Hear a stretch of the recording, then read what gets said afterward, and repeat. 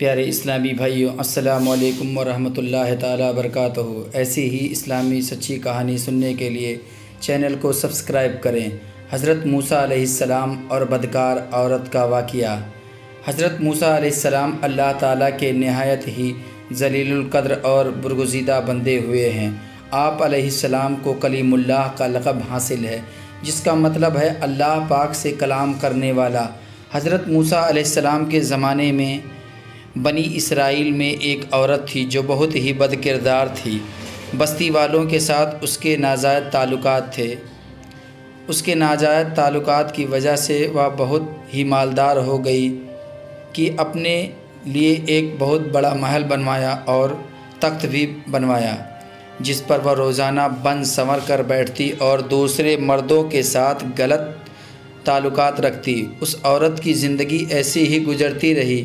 एक मर्तबा वह अपने घर का दरवाज़ा खोलकर तख्त पर बैठी थी कि करीब किसी और बस्ती का नौजवान, जो कि बहुत ही नेक और इबादत गुजार था, वह उधर से गुजरा और गुजरते हुए अचानक उसकी नज़र उस औरत पर जा पड़ी और उस औरत की तस्वीर उसके दिल में बैठ गई और वह अपने घर तो चला गया, लेकिन उस औरत की तस्वीर उसके दिलो दिमाग, उसकी निगाहों के सामने नाच रहा था। वह जहाँ भी बैठता, नमाज में, ज़िक्र में, तिलावत में, तस्बीह में, कहीं भी, तो उसको उस औरत का ख्याल आता। उस लड़के ने बहुत चाहा कि उस औरत का ख्याल दिल से निकल जाए, लेकिन उस औरत का ख्याल उसके दिमाग से ना निकला।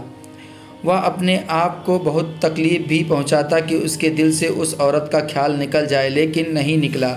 तब उसने सोचा कि अगर उसका ख्याल मेरे दिल से नहीं निकल रहा है तो क्यों ना मैं उसके पास जाऊं। चुनांचे उस नौजवान ने कुछ सामान को इकट्ठा करके बेचा और इतने पैसे तैयार किए कि जितने वह बदकार औरत से अपने पास आने की इजाज़त देती थी।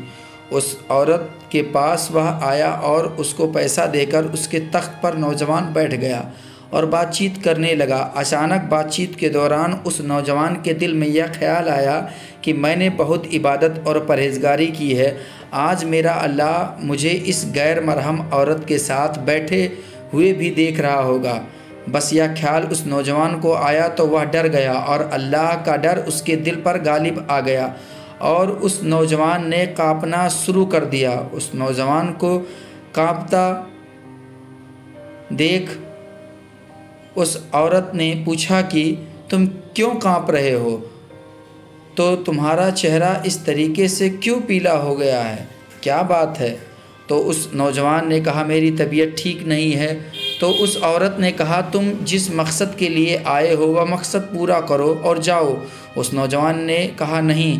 तब वह औरत बहुत ही हैरान हुई और कहने लगी आज तक मैंने अपनी ज़िंदगी में ऐसा मर्द नहीं देखा जो मेरे करीब आकर बैठे और मेरे हुस्न जमाल को देखकर फिर बुराई किए बगैर ही चला जाए। तुम कैसे नौजवान हो?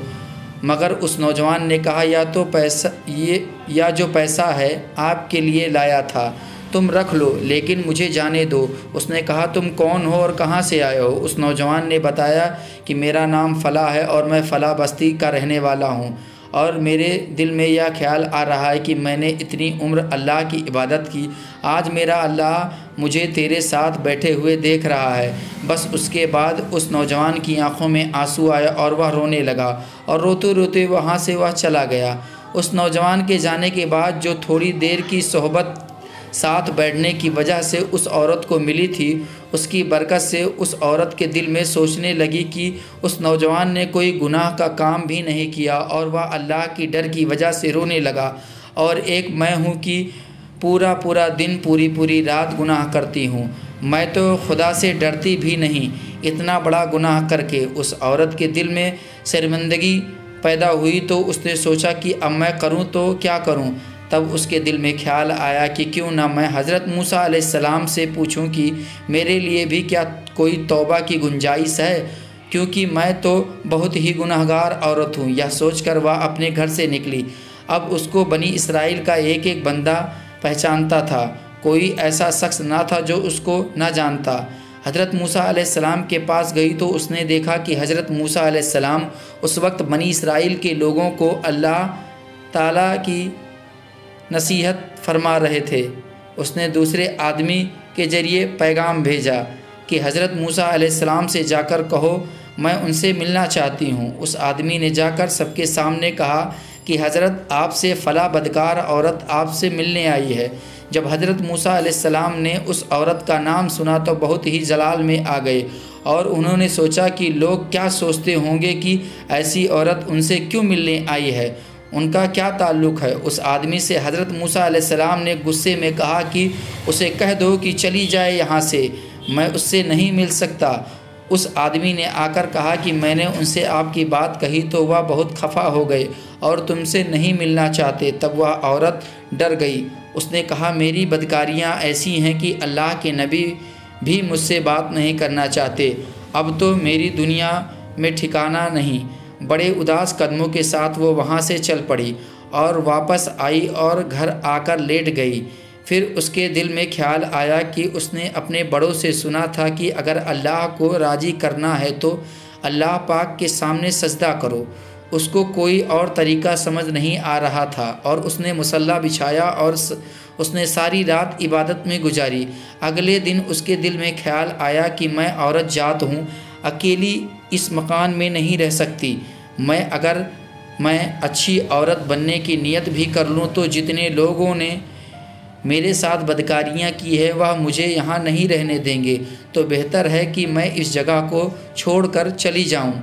उस औरत ने अपने आप को सादे कपड़े में लपेटा कि कोई उसको ना देख सके। जाते जाते ख्याल आया कि क्यों ना वो जो नौजवान आया था उसके दिल में अल्लाह पाक का खौफ था, क्यों ना मैं उस बंदे के पास चली जाऊं, उसकी नौकरानी बनकर रह जाऊं, मुमकिन है कि वह मुझसे निकाह कर ले।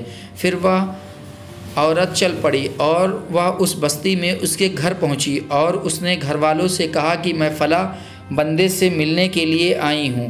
तो उसके घर वालों ने कहा उसकी जिक्र और इबादत का समय है और वह कमरे से फ़ला बजे निकलता है, तुम ऐसा करो इंतज़ार कर लो। औरत ने कहा मैं इंतज़ार कर लेती हूँ। जब इंतज़ार करने बैठी हुई थी तो अचानक उस नौजवान ने दरवाज़ा खोला। उसकी नज़र उस औरत पर पड़ी, वह सामने बैठी हुई थी। उस नौजवान ने उस औरत का चेहरा देखा तो उस नौजवान को अपना वह वक्त याद आ गया कि जब मैं अपनी इबादत को छोड़कर उसके तख्त पर जा बैठा था। उस नौजवान के दिल पर खौफ तारी हो गया कि कहीं ये औरत मेरा ईमान ख़राब करने तो नहीं आ गई है। फिर उस नौजवान पर इतना खौफ तारी हो गया कि वह वहीं पर गिर पड़ा और उसकी जान वहीं निकल गई। अब उसकी मौत पर घर वाले भी गमज़दा थे और उस औरत को भी बहुत गम हुआ। 3 दिन के बाद उस औरत ने उसके घर वालों को बताया कि मैं तो इस नियत से आई थी। उन्होंने कहा अब वो तो इस दुनिया से चला गया है। उस नौजवान का एक भाई है, अगर वह तुम्हारे साथ निकाह करे तो क्या तुम उसके साथ निकाह कर लोगी? उस औरत ने कहा ठीक है। जब उसके भाई से पता किया तो उसने कहा ठीक है, अगर पहले ये ऐसी औरत थी और अब तौबा की नियत कर चुकी है तो मैं उसको अपने निकाह में कबूल कर लूँगा। फिर उस औरत को उसके भाई के साथ निकाह कर दिया गया और औरत हर वक्त इबादत में लगी रहती। अल्लाह ने करम फरमाया और उस औरत को अल्लाह पाक ने 7 बेटे अता फरमाए और 7 बेटे बनी इसराइल के औलिया में से गुजरे हैं। प्यारे इस्लामी भाइयों, ऐसी बदकार औरत तौबा करती है तो अल्लाह ताला उसकी तौबा को कबूल करते हैं और उसके 7 वलियों की माँ बना देते हैं। बंदा कितना भी गुनाह करता है लेकिन अल्लाह ताला अपने बंदे को माफ़ कर देता है। अल्लाह पाक हमारे भी गुनाहों को माफ़ फरमाए, आमीन सुम्मा आमीन। कहानी कैसी लगी? कहानी अच्छी लगी हो तो चैनल को अभी तक सब्सक्राइब नहीं किया है तो सब्सक्राइब कर लें, वीडियो को लाइक करें और अपने दोस्तों को शेयर करें। मिलेंगे अगले वीडियो में, तब तक के लिए खुदा हाफिज़।